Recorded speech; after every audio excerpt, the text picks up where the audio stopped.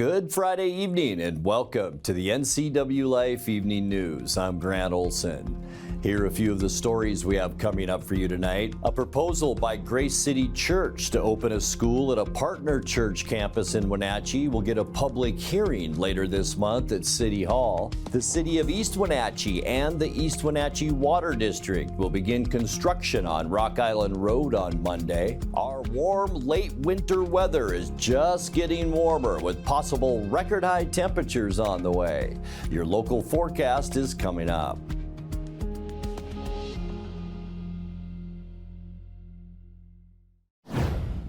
A woman who was due to arrive in the Waterville area late last month is now the subject of a missing Indigenous persons alert. 64-year-old Shirley Jackson was en route to Waterville from Vancouver, Washington when she fell out of contact. She was last heard from on February 26th. The Washington State Patrol says Jackson was traveling to stay at a friend's house in Waterville. She's about 5 feet 7 inches and 196 pounds. Last seen driving a 2006 red Ford 250 with a camper shell and wearing jeans with a black sweatshirt and black vest. Anyone seen Jackson is asked to call 911 to report the sighting. A proposal by Grace City Church to open a school at a partner church campus in Wenatchee will get a public hearing later this month at City Hall. The city's hearing examiner will review Grace City's application to teach up to 350 students in what it's calling Garden City Academy, a Christian school program that would be housed at King's Orchard Church of Christ in the 1600 block of Orchard Avenue. That takes place at 3 p.m. March 26 in the Wenatchee City Council chambers. The Evangelical Worship Center announced its plans for a school serving elementary through high school students last year. Separately, Grace City is asking city approval to expand the complex at its main church site in Sunny Slope. A new application to the city asked to boost the proposed size of a new ministry building from 12,000 square feet to 30,000.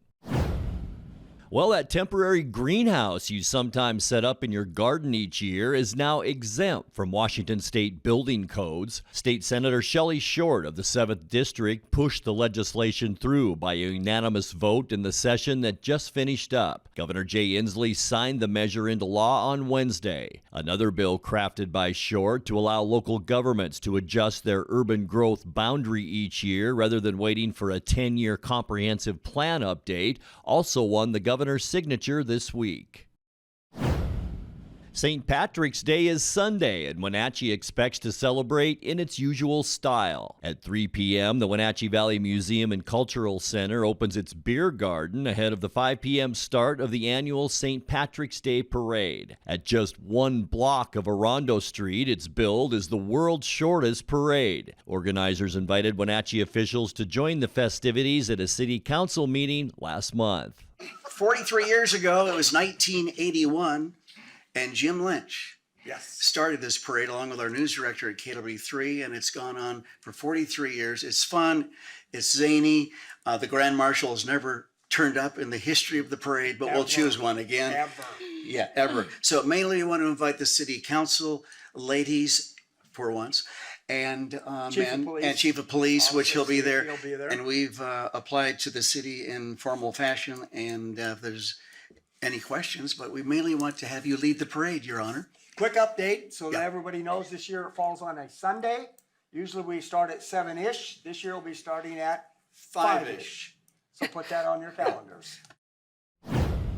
When we come back on Wednesday, applications opened up for the annual delegate trip to Misawa, Japan, Wenatchee's sister city, happening September 27th through October 6th. And commissioners and executives for the Chelan-Douglas Regional Port Authority got an audience this week with Washington's senior U.S. Senator. I'm Grant Olson, and you're watching the NCWLIFE Evening News. Abby says thank you to all the hometown heroes making our community so great. If you know a deserving hometown hero, shoot us an email, hero@abbys.com. Every week, we'll thank some of these heroes with a free giant pizza. Abby's, proud to serve your community.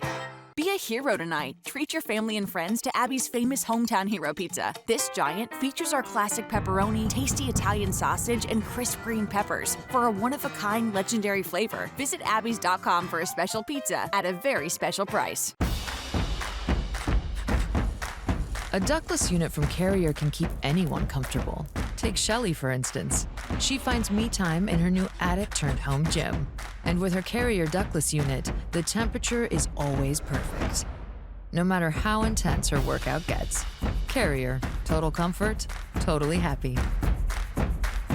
Turn to the experts, Carrier and Alpine Air. Heat and air, call Alpine Air.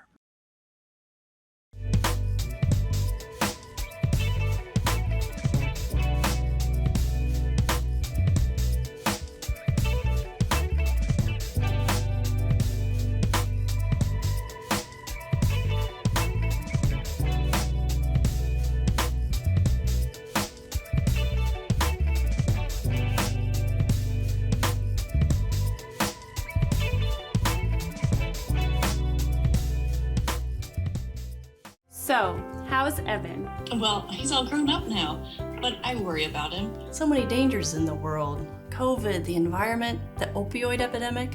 Yeah, I hear opioid misuse is on the rise. I don't even know how to start a conversation with him. This might help. GetTheFactsRx.com. There's a whole section on how to talk about opioids with your family. Offer support, not judgment. Cool. Talk to your family about the dangers of opioids. Visit GetTheFactsRx.com. The City of East Wenatchee and the East Wenatchee Water District will begin construction on Rock Island Road on Monday. The Water District is replacing a steel water main and service connections along Rock Island Road from Grant Road to McGee Street. Then, towards the end of that project, the road will be temporarily closed for the city to repave that area. A detour route and dates for the closure will be provided by the city when it draws near. Until then, the road will remain open in both directions for the water work, though drivers should expect some delays. The project is estimated to be complete by May 8th. On Wednesday, applications opened up for the annual delegate trip to Misawa, Japan, Wenatchee's sister city, happening September 27th through October 6th. The annual trip takes place to commemorate the first ever nonstop trans-Pacific flight of 1931 by Clyde Pangborn and Hugh Herndon from Wenatchee to Misawa. This trip will mark the 93rd anniversary of that flight. Chosen delegates will spend 7 days in Japan, stay with a host family, and foster relationships with the people of our sister city. Applications are open to adults and Wenatchee Valley 7th to 12th grade students. Applications can be submitted online to the Wenatchee Valley Misawa Sister City Association until March 25th. Commissioners and executives for the Chelan-Douglas Regional Port Authority got an audience this week with Washington's senior U.S. Senator. Patty Murray hosted the visitors in Washington, D.C. for an update on port projects and on federal legislation that might affect them. Port CEO Jim Kuntz and Commissioner Richard DeRock were among the dignitaries. Murray said she'll continue to push at the federal level to support the regional port district's ongoing work. Coming up next this week, Fire Chief Brian Brett introduced the concept of a fire benefit charge. We'll tell you how it could help you. Coming up in tonight's feature story, possible record-setting temperatures coming our way this weekend into next week. I'll have all the details coming up in your complete local weather forecast. That and much more still to come tonight. Please stay with us. The madness has started at the National RV Show, being hosted once again at the Grant County Fairgrounds, March 14th through the 18th. Top manufacturers are coming from across the country, like Grand Design, Flagstaff, Thor, Forest River, and SMC Horse Trailers. Thanks on site with super low interest rates. 0 down and no payments till July. Enter to win $30,000 in cash or a new 2023 StarCraft trailer. No purchase necessary. Shoot the basket and get an additional $500 off after you make your deal. The National RV Show has Grand Design, Flagstaff, and more at the Grant County Fairgrounds, March 14th through the 18th. Around here, Jack Frost nips more than just your nose. That's why people here drive Honda. Dependable all-wheel drive with traction control, with heated steering wheel and seats to keep Jack Frost off your seat, which will make it very happy. And since it's no fun to fill up in this weather, isn't it cool that Honda is known for legendary fuel efficiency? Great deals are here now, and so is Mr. Frost. So see your Inland Northwest Honda dealer today. Honda can handle it. The Lake Chelan Chamber of Commerce presents Wonders of Wooden Avenue. Welcome to the newest and funnest fashion boutique on Wooden, featuring mountain chic clothing and men's footwear from UGG, Brixton, Sorel, and Free People. Walk on into the Tiffany Blue Building on the second block of Wooden and check it out. It is nearly impossible to describe what you'll find in Lush Life. It's an eclectic collection of items from around the world. See it for yourself at the corner of Wooden and Emerson. Wonders of Wooden Avenue, North Central Washington's premier shopping district. It's a great time to go into the medical profession. And this is the perfect place to start, because this is going to provide you that basic understanding in order to get into medical school, physical therapy school. So when you are ready to head on your career pathway, wherever it is, then you've already had some experience and say, oh, it's so cool. This is exactly what I want to do. So really, you're going to leave me with 13 college credits and a license with the state of Washington. The Wenatchee Valley Fire Department is looking at new ways to pay for fire service. This week, Fire Chief Brian Brett introduced the concept of a fire benefit charge, which could help the regional fire agency fund its operations while also lowering its dependency on property tax. In tonight's feature story, Chief Brett spoke about the proposal with NCWLIFE's Jefferson Robbins. It would be new in Eastern Washington. We would be the first fire department in Eastern Washington to adopt this charge. It's been extremely successful around the state and 20 other jurisdictions. And basically what it does is currently the state of Washington dictates how we assess taxes. We have one revenue source, which is property taxes, and the state says you can take $1.50 per thousand and your budget is capped at 1% of your prior year's budget, which doesn't track any inflation metric whatsoever. The fire benefit charge gives local control to 1/3 of our budget. The Board of Commissioners gets to set the fire benefit fee, and it's based currently on the square footage of burnable property on a structure. So everybody's property taxes upon passing a fire benefit charge would go from $1.50 to $1. And to make up the difference in the revenue we just gave up, we would pass a benefit charge based on the square footage of your structure. And it's entirely based on square footage, you say. Are there other factors that would go into determining how much my fire benefit charge would be compared to, say, my neighbor or my friend who lives across town? There could be. The current database is purely based on square footage, and this is extrapolated from the fire code. Other risk factors later, if we wished, could be incorporated into the database. And that's what is nice about this funding mechanism. The community gets to give input in 1/3 of their taxation to their Board of Fire Commissioners. Every year, the Fire Commissioners sets this benefit charge, locally controlled. You gave a presentation this week to your commissioners and the public about the fire benefit charge. Commissioners haven't taken action on it yet. What would need to happen for this to become something that you can use? We have to file with the election offices on both sides. We have the ballot measure ready to go if the commissioners approve it, of which I anticipate at the April meeting. We have to file by May 3rd to be on the August election, which would then put this in place for 2025. So it's a public referendum vote for all voters within your fire protection area. Does it need a supermajority like we're seeing with educational It bonds? does. It needs a supermajority the first time to pass. It doesn't require a voter turnout, so we don't have to meet the 40% voter turnout requirement. But the supermajority of 60% is needed 6 years later to renew it. It's a simple majority from then on to renew it. So what I understand state law governing fire benefit charges is that schools, churches, other non-taxable institutions, they're not part of this at all. They're not paying this any more than they pay a property tax. Exactly. No change to them. Would the fire benefit charge be assessed based on publicly available data? You just go to the assessor's office, look at the square footage of a house or a building and determine from there? That's exactly where we get the database from. We work with the Douglas County and Chelan County assessors, extract all the parcel data into Microsoft Access, repopulate it out in Excel. It's broken down into the improvements on your property. Any improvement on your property that's 400 square feet or less is exempt from the benefit charge. So it's based on the burnable square footage of your property. Time now for a check of your North Central Washington weather forecast. How about the weather to end our work week today? All kinds of bright blue sunshine for most of North Central Washington.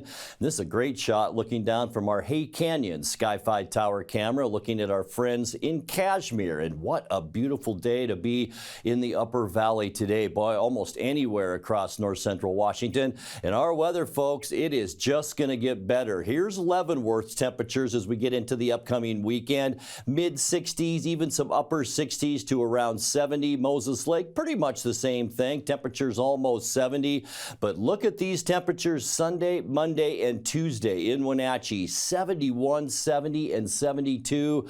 Those would be record highs. That would tie a record high. So we're keeping our eye on that as we move through the weekend and into early next week. What a stretch of weather. 62 unofficially our high temperature today. That's 10 degrees above where we should be for this time of year. 68 our record, and that was set back in 1994. We started off at 34, exactly where we should be for this time of year as far as lows go. 21 our record cold, and that was set in 2020. Sun came up this morning at 7:12 and will set for us this evening at 7:07. All right, let's get you into those Saturday temperatures, and they are going to be beautiful. Almost 70 Moses Lake, Ephrata, and Quincy.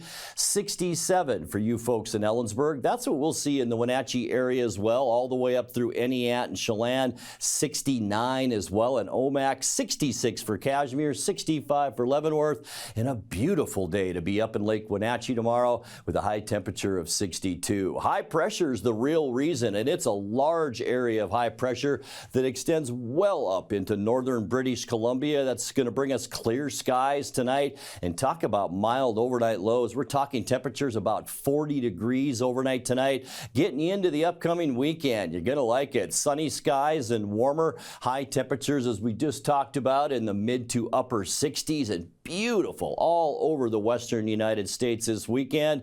For St. Patrick's Day, celebrated outside. Sunny skies, record highs are possible with temperatures topping out into the low 70s. Monday, same sort of situation.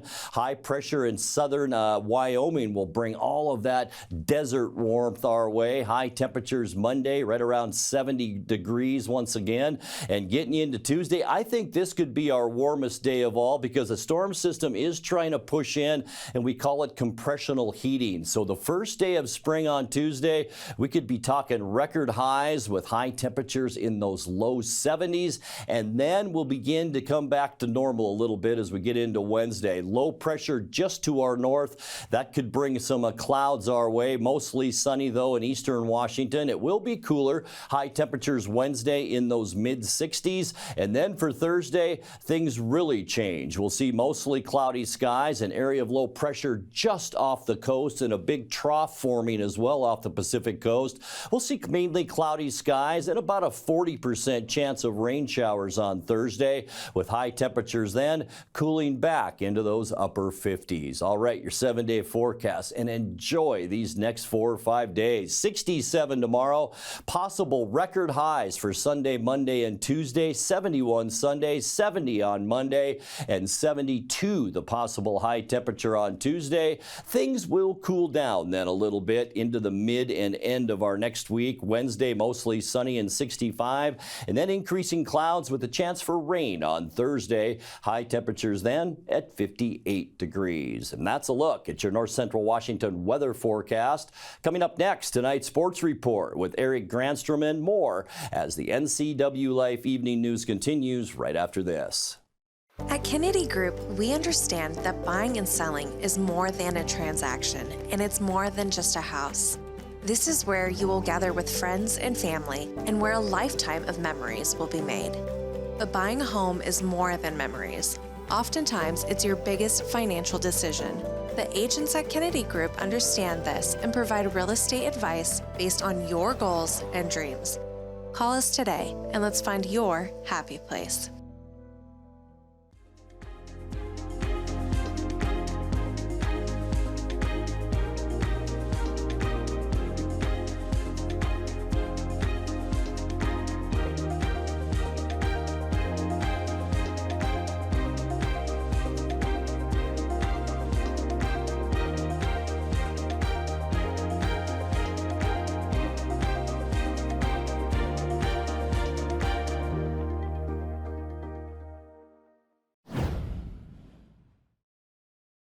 Well, a happy Finally Friday. Washington State is one win away from its first ever shot at the Pac-12 Tournament Championship after a 79-62 win over Stanford last night. Wenatchee Valley College transfer Isaac Jones was one of 6 Cougars in double figures with 16 points as WSU got out to a big lead and never looked back. Refeeds Jones now. It spins baseline, fadeaway, flick, a high arcing rainbow two. Isaac Jones with a shimmy. And they outlet now to Rice at the right wing. Cougs can really feel it. Just left corner Wells. He lets it 3 fly. Hits the bottom of the net. This time he inbounds it to Rice. The double team comes and now they bounce it safely right wing to Winsu. Skips it left Wells. He lines up a triple. Got it left wing. Over right wing on Spencer Jones. Bumped to the foul line. Bounces right post catch. Jones rises. Hook shot push. Iron front. Back and down. Rice bounces it into Jones inside the right wing. Faces up on Angel. Triple threat, starts up the dribble, now double team comes, whip up top, Yaki fakes it left, drives to the lane, all the way to the cup and scores. But that should do it. Ben Olison in the game to walk on. Cougars win it, 79-62. Washington State fans in Vegas rise up. Cougs are marching on. Cougars will face Colorado in the semifinals after the Buffaloes ended Utah's season 72-58. Also advancing were Arizona and Oregon. The first semifinal features the Ducks and 6th-ranked Wildcats on the Pac-12 network. WSU and Colorado will play at 7:30 tonight on FS1. Well, 2 big mistakes cost the Seattle Kraken in a loss to Washington last night at Climate Pledge Arena. Joey Decord mishandled a puck that led to a score, and Seattle turned it over to a wide-open chance for the other in a 2-1 loss to Washington. Carlson had the best look. He missed the target. Now it's dumped in by Strome. Good handle. Decord. Look out. They score. Joey Decord handled it. Went for it. TJ Oshie was in the right place at the right time. Cut off. Eberle now. Crosses the line. Works his way in. Stopped. And it leaked through Charlie Lindgren. Trying to just flip this puck through, but good hand-eye pushes it through the legs and able to sneak around Sandin, and that puck squeaks right through Lindgren. Power play unit number 2 for Dave Hackstall. Yamamoto kicked out again by Lindgren. Stretching out completely, a shot and a goal! Cue the maestro, Oliver Bjorkstrand, in the right place at the absolute right time. He'll wind out. Look out, breakaway, Connor McMichael all alone. He scores! 8:24 left. Connor McMichael has given Washington a 2-1 lead. 7 seconds left. McCann, Tolvanen holding on to it, a shot stopped by Lindgren. To the wall, Beniers. That's all. Washington surrounds Charlie Lindgren. Seattle will try to snap a 3-game losing streak tomorrow night at home against Nashville at 7 o'clock. That'll be on Root Sports Northwest. Well, the Seahawks got help in 3 fronts with deals made yesterday. Seattle made a trade for picks with Washington to obtain the services of quarterback Sam Howell. In addition, the Seahawks signed a quality free agent in obtaining linebacker Tyrell Dodson from Buffalo. Seattle also added a tight end from New England in Farrell Brown. Now today, quarterbacks across the league breathed a big sigh of relief, including Geno Smith, when they found out that Rams defensive tackle Aaron Donald has called it a career after 10 years in the NFL. Well, Brian Wu was dominant for the Mariners in a 4-2 win over Milwaukee in spring training action yesterday. Wu no-hit the Brewers over 4 innings with 5 strikeouts to go along with long ball help from Mitch Haniger, Cal Raleigh, and Luis Urias in Seattle's 4-2 win. And he led AAA in Nashville with 166 strikeouts. Here's a swing and a drive deep to right field. Hinkland going back, and this one is gone. Goodbye baseball, and to the Milwaukee bullpen. Mitch Haniger the other way with his 3rd spring home run. And the Mariners have a 1-0 lead here in the bottom of the 1st inning. You bet. Welcome back, Mitch Haniger. Gets a nice round of applause from the crowd. Now the stretch by Piguero. Runner goes 3-2 pitch. Swing and a drive deep into the gap. In right center field. Heading to the berm. Chiriel going back. Goodbye baseball. To the right of the batter's eye. Way out of here. Cal Raleigh with his 3rd home run of the spring. Pitch swung on and sent to right field. Backing up the right fielder. Hinkland on their track. Looking up. And it's gone on the berm.